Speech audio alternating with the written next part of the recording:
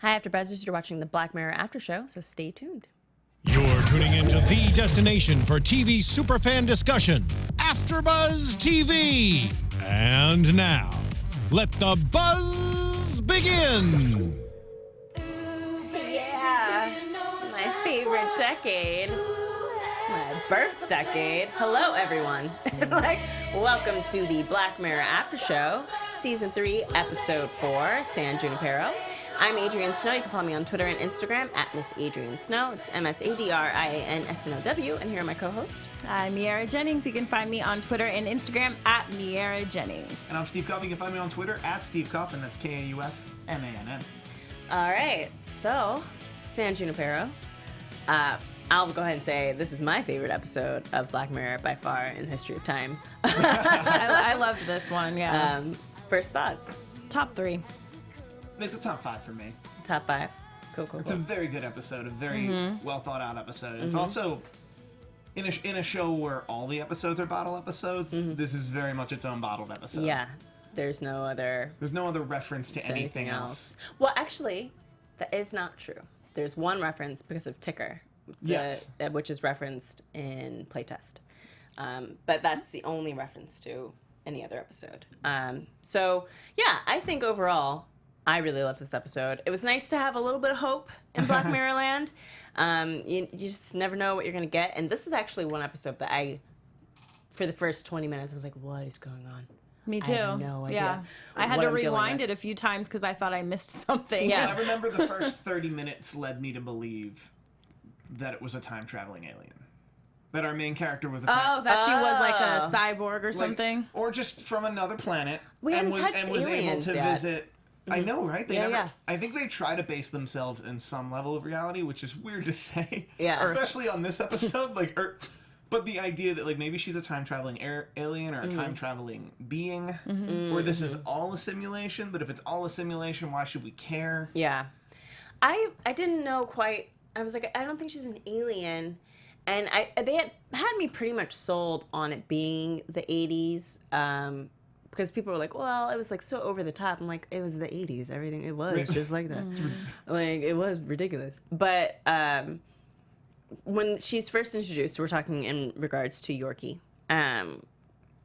When they made the first reference, I was like, something's off, is when they talked about her glasses not being real. And I was like, well, why would she have fake glasses? I was like, oh, okay, well, maybe. I know kids who did that, like, when I was in high school. Yeah, I know adults who still do that, so that just Really? rolled off my shoulder, yeah. I know, That's yeah. sad.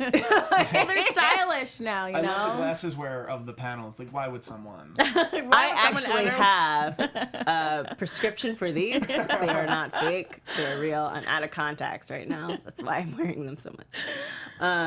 No, yeah. So I didn't. That was something that kind of was like, okay, well, that's a clue to something I don't understand.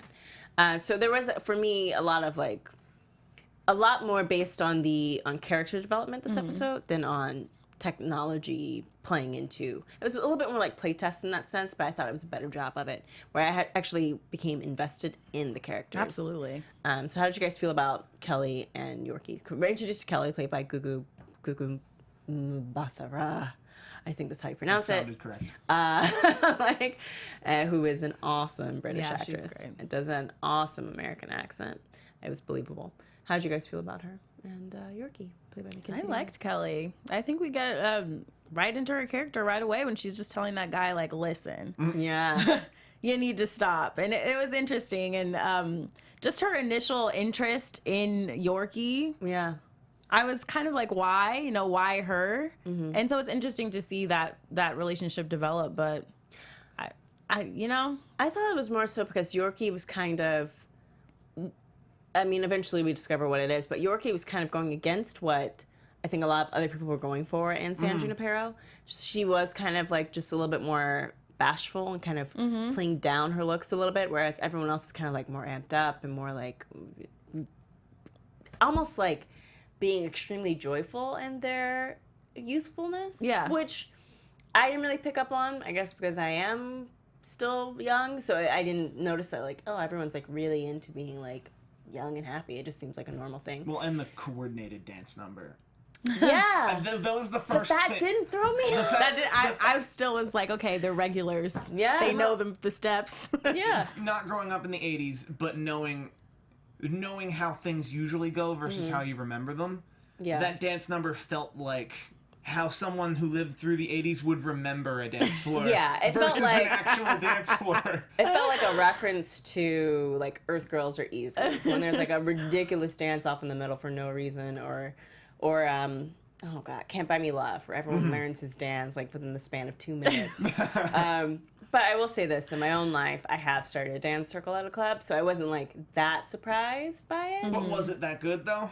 It was pretty good. But there weren't stragglers in the. Starting a dance circle in a club as an adult is hard, okay? That's why I don't go to clubs. It's too much work. 15 people to all stand in a circle, and not just like to like 70s music. Like I reeled someone in with a fishing pole. Okay, so like that's hard. To coordinate, you have But I did it. weeks of rehearsal.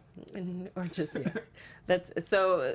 I could see that being like something that's like, yeah, that's like how you remember the 80s versus like how the 80s actually were. And so it over the course of just like this one night, their friendship kind of turns into a flirtation, which I was surprised by only because you just like, that's something that is still sadly kind of new in how we deal with television. That's something that usually, if you're going to deal with LGBT storylines, that something people end up having to talk about immediately. Like it's immediately addressed. And so I kind of like that they just kind of eased into it. That it wasn't something that was like forced upon in that way. Well, you established them as characters first. We established them as characters people, first. as characters, They're and not then, they happen to feel yeah. that way. Exactly. And so that's kind of, we get the idea that Yorkie is engaged in this, it's somewhere. She has a fiance somewhere. Yeah. And that she doesn't know if she necessarily wants to engage with Kelly in that way. But you also see that there is like an interest and an attraction there, which is kind of like a toying thing that we feel developing. So then we end up jumping 1 week later. And I was kind of like, okay. Were there things that I missed in the 1 week later? Because later... The text of the 1 week later changed depending on whatever that they were does in. change. But in between the first meeting of Yorkie and Kelly and the second meeting of Yorkie and Kelly, before we get into the montage of her changing into different types of clothes, did they change years, or was it 1987 still? I think it was the same. I want to say it was the same for the first two, maybe say not. It was the same, but I wouldn't be shocked if it jumped from 85 to 87 or 87 to 85 Yeah. or 88 or like. Okay. Because I If feel you like could jump to any week in time, as long as it's within San Junipero, I would be remiss to stay in the same year week to week. yeah, I think that's something that I wasn't sure because they did make a reference to like there were smaller changes in the beginning that maybe people didn't notice. I read in some like AV Club article or something like that, and I didn't have time to go back and rewatch. But I feel like that might have been a possibility if there was a slight change, like maybe it was 85 instead of 87.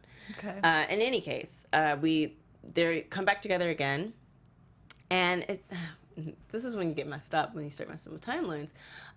This is when Kelly ignores Yorkie. Is that right? Is When this that she's with moment? that other guy. When she's with that other guy? Yeah. Okay, so yeah, we're at that point. And Yorkie kind of, pleads with her to... Well, first off, before we get to that, we got to talk about that kind of ridiculously awesome montage scene of her changing into different 80s styles. Oh. Ending with the Addicted to Love chick from Robert Palmer's video and deciding that wasn't... She was just going to put her glasses back on. Because that was a bit much. But, I mean, I do love that video, so I understand the desire. So at this point, we're kind of up. We know that something's up because she can just like change into random costumes from the 80s. It feels like it's being put upon, not that they're genuinely living in still the didn't. 80s. Well, that was the Still second didn't get thing. it. That was the second thing that caught me. That was like, wow, she's jumping through a lot of very complicated styles. Yeah. Very quickly. Yeah. I And just they're thought it all- was edited that way. I completely didn't blink an Wait, eye at any how old of are that. you? I'm 24. That's why. Okay. That's All right. That's not a judgment, but like I'm 30. Yeah. So I get all those references very quickly. I'm like, Yeah. oh, Robert Palmer had Dexter Love. Why would she be wearing that? Like, because it's very much like this is the 80s type of look. looks. Yeah. Okay, I just thought she was trying stuff on, so there you go. Yeah, because there are very distinct references to things about the 80s that she was doing. Sorry, if you're under 25, that's not a judgment. I'm just saying there is a generational change that happens. It's happening faster every year. Also, there is a language to television that's way more adapt to someone younger, because as you said, like, oh, I thought that's how they edited it, that you understand it as its own language. Yeah. No, we just skip huge passages of time. Yeah. Whereas if you watched Rocky from 1976, which is a Best Picture winner, you could cut that into like a 40-minute film by today's standards, because the beats are just, there's so much length between the beats. But there's also, I think that with that said, like generational references that are kind of fading out. So there are things that, like, I had to do a play recently, and there was a reference in the play that I didn't get because I'm just too young to get it, because I wasn't alive when the movie came out, and the movie isn't like Raging Bull, so I'm not going to understand it. But my teacher was like, no, that's a reference to a movie, and it made him feel really old. I felt really bad. And he'll get over it. But I can't watch all the movies from the 70s. I can't watch all the movies. I can Also, do my just best. one thing I noticed from this episode that reminded me of about styles and fashion is it's unfortunate that the 70s style, very unfortunate. Like, if you look back, like, wow, that looks ridiculous. And then it's unfortunate that 70s and the 80s we had two generations back to back where it was just like very colorful and not like we dress now. I love 70s. I'm going as a punk rocker for Halloween tomorrow. So I feel like these days we kind of lost that a little bit. I know you say like boring right I think with technology things are developing so quickly, and like even my brother's 16 years old, and there are things no idea. But as far as these iconic fashion eras, do we even? I mean, is that a thing right now? We still can't see it right now. You know, Yeah, but I still feel like we thing. go back like. We're going back instead of developing new things. Everybody says that. That's a common That's practice. what they said in the 70s too? No, but that's a common practice See? So right they now. had like Control. 70s. Yeah, it's a common practice right now, but that's a common practice across the board, not just even in fashion, but like in how we deal with entertainment. Like, how many times are you going to like pull from my childhood to make something new? Yeah. But we kind of did that even like Addams Family when I was a kid was a reference to my parents' childhood. So that cyclical thing is not uncommon, but we just do it a little bit more frequently now because we have also more documentation of those times now than we did before. But we'll see our style 15 years from now. We'll be like, oh, like, God, that was in? So I don't know what it is now. Maybe, skinny jeans. We've been in that phase for a long time. We've gone in and out of that phase a couple Time for it times. to go. Like flannel. Flannel tends to cycle a lot. Flannel cycles through. 90s, then 10s. Yeah, for sure.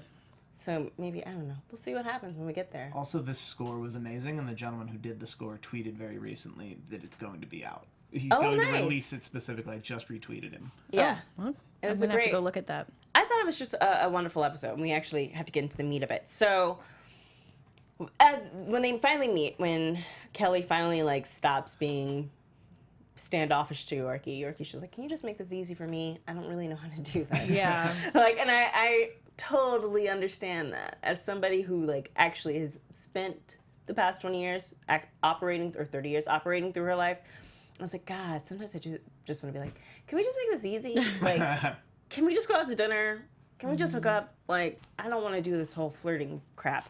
And they go and they hook up. And that's when we realize that even the very lives that they're living, like, we know they're coming to this place and it's like a vacation resort, but that they may not actually be the age that we think that they are, when she's talking about her husband. And Gugu does such a good job with that, of like showing her age, even though she is by no means the actual age of this woman, of this character, but she shows that age of like talking about her husband and talking about her desire to be with other people, but being loyal to her husband. And then we also get from Mackenzie just the fact that her parents wouldn't have approved, and that's kind of all we know about her. Well, at that point. At that point. And so then in the morning, they talk about wanting to see each other outside Junipero. And Yorkie is ashamed of how she appears outside. I'm like, oh, okay, these people are definitely older. I Like, didn't that was even get confirmation. older at that point. I just thought they were different. I just thought maybe they weren't as they appear, whether that Yeah. were older or maybe a man, maybe like a different person. I don't know. I just thought that their physical beings were not as we saw. Yeah, and it became clear that this was all some type of simulation. Yeah. That they were all in some regard on a VR, like plugged in, like jacked into the Matrix or something, where it's like, oh no, you visit this place. It might be Total Recall. It might just be. Yeah, but whatever you're going to find outside of it is going to be different. And I did, for a split second, think maybe Yorkie was a man. I was just like, well, maybe Yorkie's a man, or maybe they're... and so when they decide to meet in person, we first follow Kelly, and Kelly is in an old folks home, and much older, much... I mean, she didn't look like... She was supposed to be like in her 70s. I I think 70s. yeah. I think at the end, they reference, I'm not going to say how, but they Yeah. reference her, the fact that she's in her 70s. And she takes a trip to go see Yorkie because she's in Nevada and Yorkie's in California. And we discover that Yorkie's paraplegic or quadriplegic and hasn't been able to move for the past 40 years of her life. So how did you guys feel when that was Wow. revealed? That was that was the bleak moment of an otherwise, like, she went in my mind from being a time traveling robot to a time traveling alien to, it's just a person visiting some type of vacation destination that's virtual reality and probably cheap compared to actual vacation destinations to, oh no, Yeah. Yeah. oh no, it's a person that this is their life. Yeah. Yeah. Because that they're was real. quadriplegic. Oh, And I just man. love her reaction. And I don't know. I feel like there were some people that I saw discussing this episode on Twitter and whatnot, saying that it was too simple, maybe, like their relationship. I think people are so used to the conflict and the dynamic, Yeah. different aspects of Black Mirror and shows like this, where they were expecting there to be some big problem, or maybe Kelly doesn't want Yorkie anymore, something like that. But she was just like, "Hey, stupid," gave her a kiss on the head, and it was like, wow, tear. Right? I was just I like, love it. Yeah. Well, I think sometimes, especially in modern times, because even you made a reference to that about how like there's quick cuts. Like a movie Yeah. like Rocky would be considered very boring this day and age. But the beautiful thing about Rocky, and also kind of like the sleazy, like creepy thing about Rocky, is his relationship with Adrian. Like, my name is Adrian, so I've like suffered for 30 years being not named after, but named similarly to a character from Rocky, and I refused to watch Rocky for majority of my life until Creed came out. And so I was like, okay, I'll watch it. And the thing that sold me on Rocky wasn't the boxing, but it was the relationship that he had with Adrian. So the thing about this episode is that it's really about the relationship that these two women have together. And that is kind of a different approach from how we absorb television nowadays. So you don't really get an episode anymore. It's completely devoted to just people developing a relationship quietly and happily. And like there's little conflicts, but that's part of life. So I actually really appreciated that about it. Yeah, me too. I just thought it was interesting, the other side of that, the other perceptions that people were having. Yeah, I actually really enjoy hearing everyone else's thoughts on this, because I don't want to say I checked out before this twist, but like I was a little little bit gone, where I'm like, oh, is this really just... Yeah. Yeah. And then the twist, it's not like the twist felt lame to me, but the twist felt encapsulated there, and then we kept moving. Yeah. And like maybe I didn't invest in the characters like I should have, like everyone else did. That like by that point I'm like, oh, okay, so it's just a digital simulation. Yeah. And then we learn that it's like, well, it's a digital simulation that can also become your stored consciousness and become the afterlife. Yeah. And So I find that really cool. That's awesome. And that's I a love Black that. Mirror concept. Absolutely. That they went concept and was like, okay, but what about two people who fall in love within that? yeah, I think the whole concept of that of being uploaded is kind of a terrifying concept for me. I am more so along the lines of like Kelly's husband of like when things end, they end, and I don't want to keep going. like, I was like, well, when I get to a certain age, I just want to die. Yeah. And so them playing with that concept of like, but you know, Yorkie's mindset is that, but you can live forever and you can be young forever and we can have this forever, is appealing.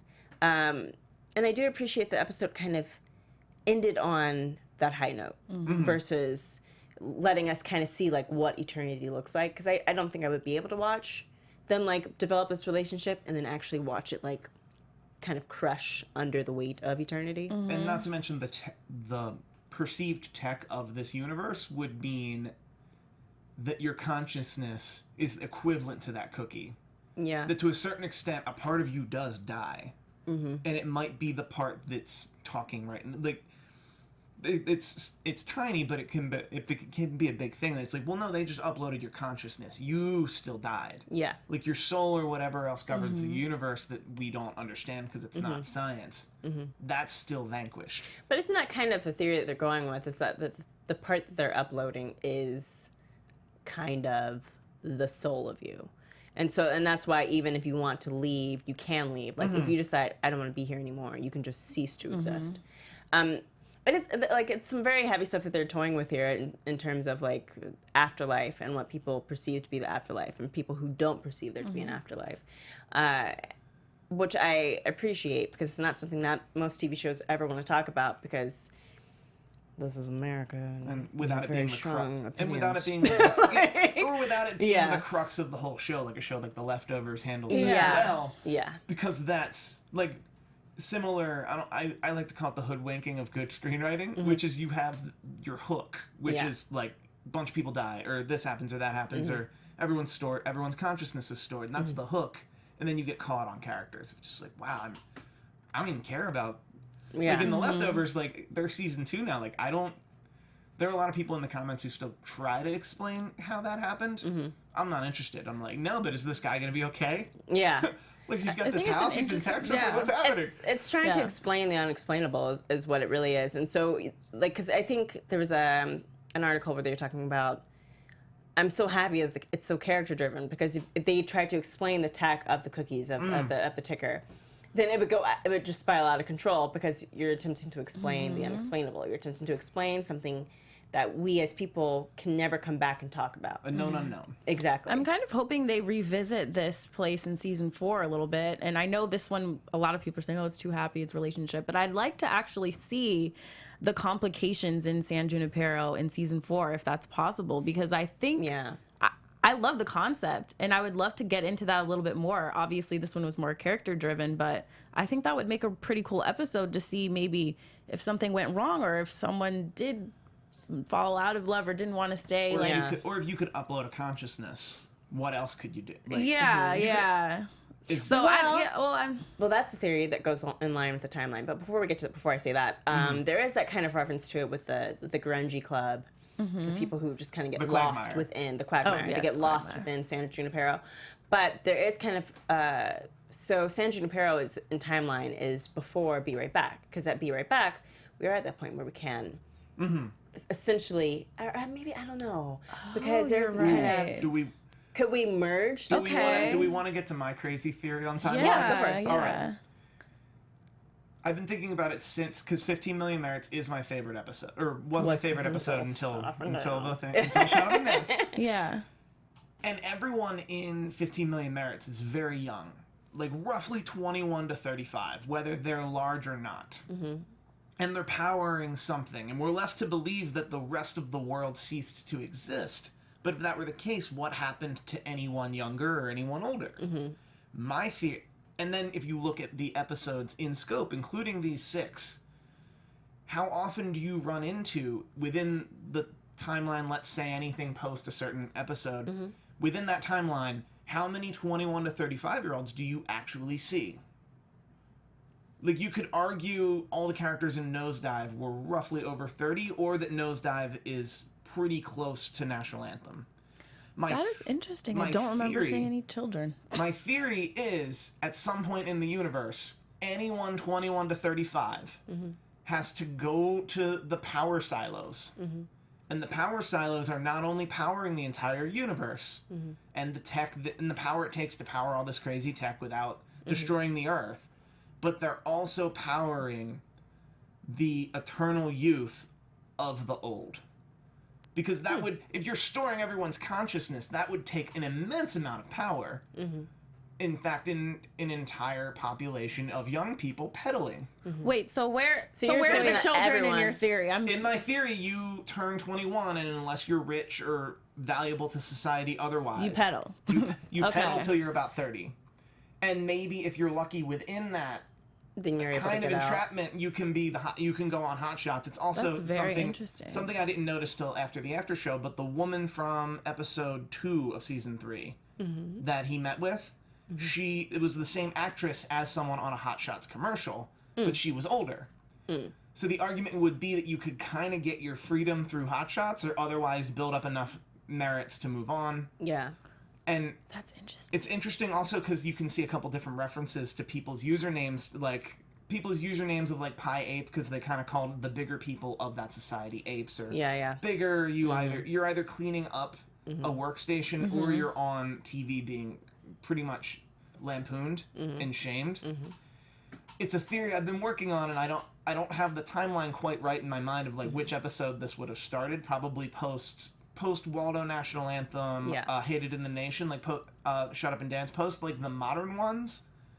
I think we're At some point, there's a turn where they say, we cannot rely on fossil fuels, we can't rely on coal, we can't rely on anything, but if all the young people can be forced to pedal, they will power our world, and they will also power eternal youth. That said, all the young people have to give up their youth.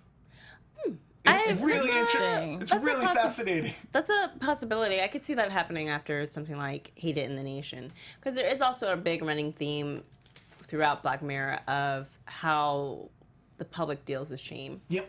And that kind of comes to a head in the last episode of the season.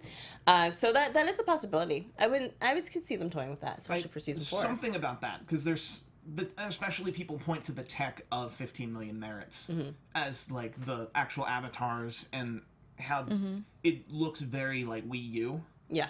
And it's like, well, if this is like a post-apocalyptic 200-300 years away from now, society had fallen, it would look better, wouldn't it?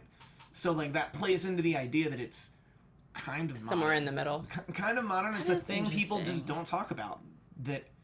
And it might not be every country. It might just be It Britain. would be something that happens, and we'll have to jump into it. It would be something that plays into Men Against Fire, I think. Yep. If you think about how it's kind of like this desolate land. Yeah, so I can but see the it being- idea of controlling the young as well. Yeah, and it's That's still good. about controlling the young.